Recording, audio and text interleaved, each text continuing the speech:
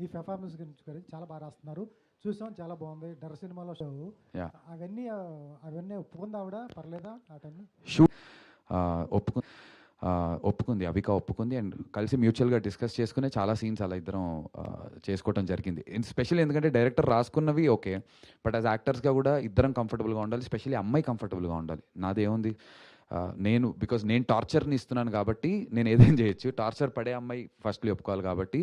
So Avika she was very very very cooperative, extremely professional.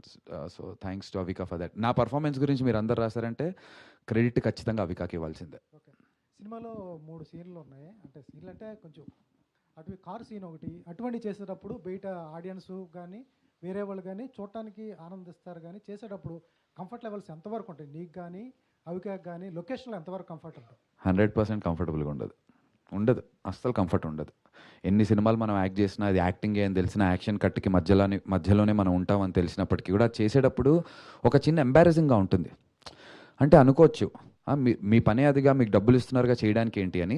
ఎంత first మనం అందరం humans, తర్వాత యాక్టర్స్, డాక్టర్స్, పైలట్స్, లాయర్స్. ఇది ఫస్ట్ అట్ హ్యూమన్ లెవెల్లో ఒక లోపల మన ఎమోషన్ ఒకటి ఉంటుంది కదా. అలా కంఫర్ట్ అనేది కొంచెం ఇబ్బందిగా, కంఫర్టబుల్గా ఉండదు. రొమాంటిక్ సీన్స్ కానీ ఇవన్నీ ఇబ్బందిగానే ఉంటుంది కొంచెం. యాక్చువల్గా కార్ సీన్ చేసేటప్పుడు షూట్ క్యాన్సిల్ అయిందండి. యాక్చువల్గా ఫస్ట్ అవిక గారు ఒప్పుకోలేదు అది చేద్దాం అనుకున్నప్పుడు. తర్వాత ఆ రోజు షూట్ క్యాన్సిల్ చేసాం. నెక్స్ట్ రోజు మళ్ళీ ఆవిడకి నేను మొత్తం ఒకసారి నెరేట్ చేసి ఇది ఎలా ఉంటుంది ఏంటి అని చెప్పి ఆవిడ నొప్పించి అప్పుడు మళ్ళీ షూట్కి వెళ్ళాం అనమాట. అది లేడీ ఆడియన్స్ నుంచి ఎటువంటి రెస్పాన్స్ వస్తుంది పర్టికులర్గా? రెండు మూడు సీన్లు అది లేడీస్ నుంచే బాగా రెస్పాన్స్ వచ్చింది సార్. బాగా వాళ్ళకి బాగా నచ్చింది సినిమా, బాగుందని. నేను నిజంగా చెప్తున్నాను, పర్టికులర్గా కార్ సీన్ గురించి మీరు ఏదైతే చెప్పారో, ఆ తర్వాత నేహ కాలేజ్లోకి నడుచుకుంటూ వెళ్తుంది, బాత్రూంలోకి వెళ్తుంది, బ్లడ్ చూపిస్తాం. నాకు నిజంగా నిన్న మా అక్కనే చెప్పారు, ఆ సీన్ చాలా ఇంపాక్ట్ఫుల్గా ఉందిరా. నా సొంత అక్క, మా అక్క చెప్పింది. నేను కూడా యాక్చువల్గా నేనేమనుకున్నానంటే, ఓకే, ఈ క్యారెక్టర్లో స్టోరీ టెల్లింగ్లో పార్ట్గా ఇది తీసేద్దాం అనుకున్నాను. ఐ మీన్ చేద్దాము, నచ్చే వాళ్ళకి నచ్చుతుంది, బట్ నేను ఎంతైనా ఇబ్బంది పడతారు, దాని గురించి నన్ను తిడతారు, నన్ను డైరెక్టర్ని అనుకున్నాను. బట్ ప్రామిస్గా మా అక్క చెప్పింది నాకు నిన్న రాత్రి, అరే ఆ సీన్ చాలా ఇంపాక్ట్ఫుల్గా అనిపించిందిరా, చాలా బాధ వేసింది అని చెప్పింది. సో లేడీస్ ఎక్కడో కనెక్ట్ అవుతున్నారు ఇలాంటి కొన్ని విషయాలకి. అంటే ఆడవాళ్ళు ఫేస్ చేసే ఏవైతే ఇబ్బందులు ఉంటాయో అది మనకు తెలియదుగా, మన పాయింట్ ఆఫ్ వ్యూలో. వాళ్ళ పాయింట్ ఆఫ్ వ్యూలో వాళ్ళకి అరే ఇలాంటివి జరుగుతోంది సొసైటీలో, వీటిని అడ్రస్ చేశారు అనేటువంటి ఫీలింగ్లో అమ్మాయిలు అయితే ఉన్నారు. సైక్ సిద్ధార్థ్ కానీ అగ్లీ స్టోరీ తర్వాత నందు ఓటీటీ రేట్స్ బాగా పెరిగినాయి. సైక్ సిద్ధార్థ్, అగ్లీ స్టోరీ, దండోరా వీటి వల్ల నిజంగా ఒక బేస్ ప్రైజ్ వచ్చింది, బాగా పెరిగింది అని చెప్పి నేను ఏదో చెప్పేయటం కాదు. ఒక బేస్ స్లాబ్ ఉంటుంది కదా, నందుతో ఇంత డబ్బులతో తీస్తే ఇంత మిగుల్చుకోవచ్చు అనేటువంటి ఒక బేస్ స్లాబ్ అయితే ఏర్పడింది. బహుశా అది తెలిసే నాతో ఇప్పుడు నెక్స్ట్ ఫిల్మ్స్ అందరు కాబట్టి. Thank you so much. Hi, congrats bro. Thank you. చాలా బాగుంది. అండ్ ఫస్ట్ హాఫ్ మొత్తం చూస్తుంటే కొంచెం ఏంటి డిఫరెంట్గా ఉన్నారు, బట్ ఎండ్ ఆఫ్ ది ఎలా తీసుకెళ్తారు అనుకున్నాం, but second half ultimate.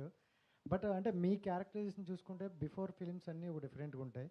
So ఇలాంటి మూవీ ఒప్పుకోవాలంటే నిజంగా ఛాలెంజింగ్. సో నెగిటివ్గా వెళ్తుంది, సో ఎలా పోర్ట్రేట్ అవుతుందో తెలియదండి.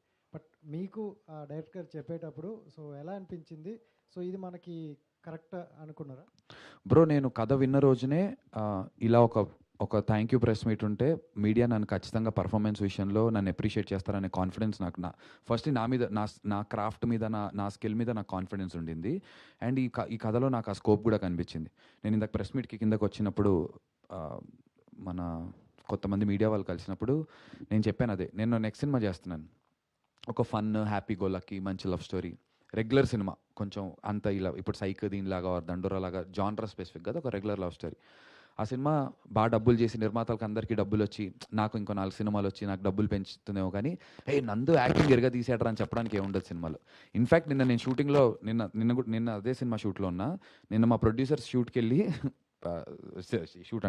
సినిమాకి వెళ్ళి సెట్కి వచ్చి యాక్టింగ్ బాగుంది అది ఇది అని చెప్పారు, సెలబ్రేట్ చేశారు, అంత అయింది. వాళ్ళు కూడా అంటున్నారు, ఈ సినిమాలో నీకు అంత స్కోప్ లేదు కదా యాక్టింగ్కి అంటున్నారు. సో ఒక యాక్టర్గా ఇంత స్కోప్ ఉన్నటువంటి రోల్స్ రావడం చాలా చాలా చాలా కష్టం బ్రో, రాదు. నాకు అది వచ్చింది.